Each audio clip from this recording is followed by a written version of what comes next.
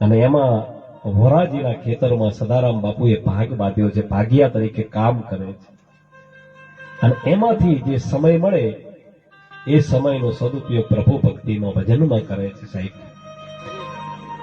એવી જબરજસ્ત મહેનત એ વોરાજીના ખેતરમાં કરે છે. ને એકવાર ઘટના એવી બને છે કે રાત્રિનો પ્રહર છે અને વોરાજીના કાને સદારામ બાપુના ભજનનો અવાજ સંભળાણો અને વોરાજી ચમકીને ઉભા થઈ ગયા કે સદારામને મેં તો આજે પાણી વાળવા મૂક્યો છે, આજે ચેરા વાળવાના છે અને સદારામ ભજનમાં મારે જોવું પડે, ખેતર જઈને તપાસ કરવી પડે.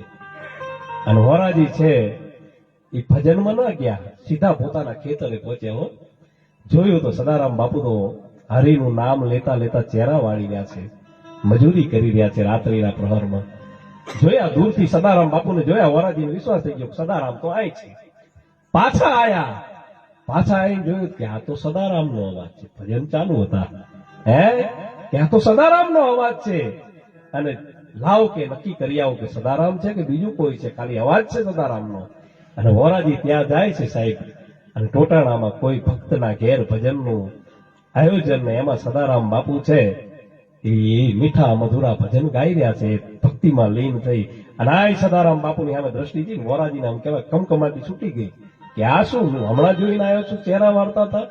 પાછા વોરાજી ઉપડ્યા પાછા ખેતરમાં ગયા તો વળી પાછા એનું સ્વરૂપ જોયું સાહેબ.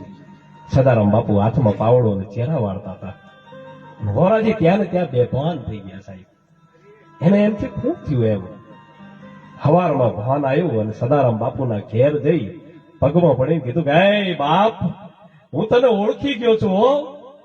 તું કોઈ ઓલિયો લાગે છે, તું કોઈ પીર લાગે, તું કોઈ પેગમ્બર લાગે છે.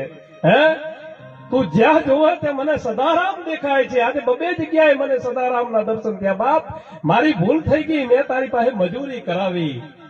સદારામ બાપુ કે ભાઈ તમે કોઈ બીજાને જોયા હશે, હું તો ચહેરા વાળતો હતો ખેતરમાં. કે નહીં, મેં તમને બે જગ્યાએ જોયા, હું તમને ઓળખી ગયો.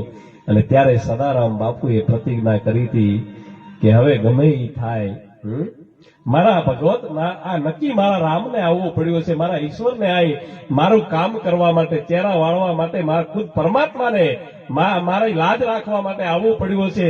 અને હવે ઘડીએ ઘડીએ જો મારા ભગવાનને ટકા ખવડાવું ને તો હું ભગત મટી જાઉં. મારી ભક્તિ લાજે, મારે ઘડીએ ઘડીએ મારા ભગવાનને ટકા ન ખવડાવાય. અને